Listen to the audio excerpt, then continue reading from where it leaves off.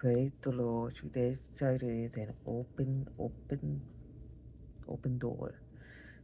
Um, Read that chapter itself. They have two chapters long.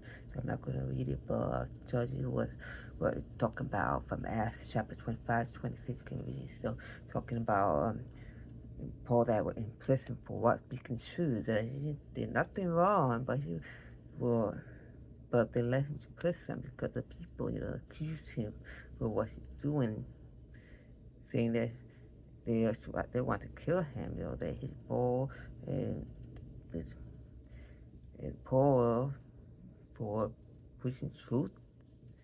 That's sad. Read, go reading into that chapter.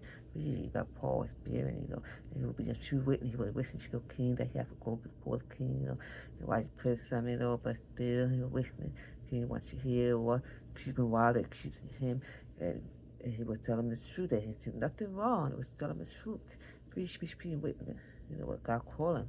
Paul was a true witness of God. God called him to witness. And preach true. Some a lot of Jews, the life.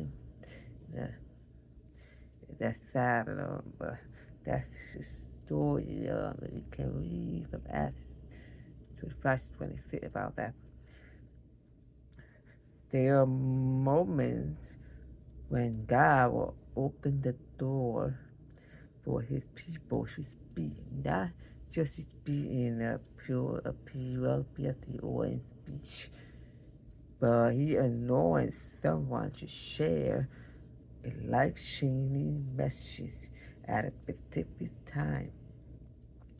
God asks us to prepare by reaching beyond our fear of what people will think and allow His Spirit to step in, and be our confidence.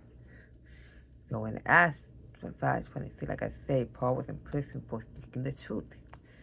Instead of taking the easy way out, he recognized God's greater plan. He sat for many long months waiting for that plan to unfold. He waited in faith. Soon caught attention was a powerful leader named a powerful leader named King Agrippa. So that king, he asked Paul to explain all that he has experienced, and Paul stepped forward under the anointing door from God's will each day and keeping the faith. He, pour out our world-changing story that past all who heard. She take courage, share testimony with certain people or in certain situations in life. But the power of anointing person sharing the true hope cannot be matched. Day, day, day, the overflow of God's Spirit, so that when God opens the door, you'll be ready to share the message of truth without waiting. And that's what we'll do. We need to speak truth. God will open the door, will help us speak truth like Paul. God used Paul. God can use anyone now to use just like Paul from the Bible. He's a powerful man of God. God used him. He's not afraid what other people can do to hurt him. God is with him. God's always been with him. I know, going through so much, Paul, and suffered a lot. We will doing something that will impact, cut people's lives, change people's lives, but also will go through something that people other will hate us, against us. But we need to be strong, remember that God is with us. Not to leave us, He's going to be with us and He will help us, give us strength, keep on going with me, no matter if the people against us, hate us, but the other people that we listen, tired, hungry for truth. So we have to continue to be a witness, like I say from yesterday, the devotion about willing to witness, that we need to continue to be willing to witness, but make sure that we witness truth. Not half truth, all truth, we have to give it out. You know, share about your testimony, share about your salvation plan, how to be saved. The people need to know how to be saved, and what we need to do to be saved.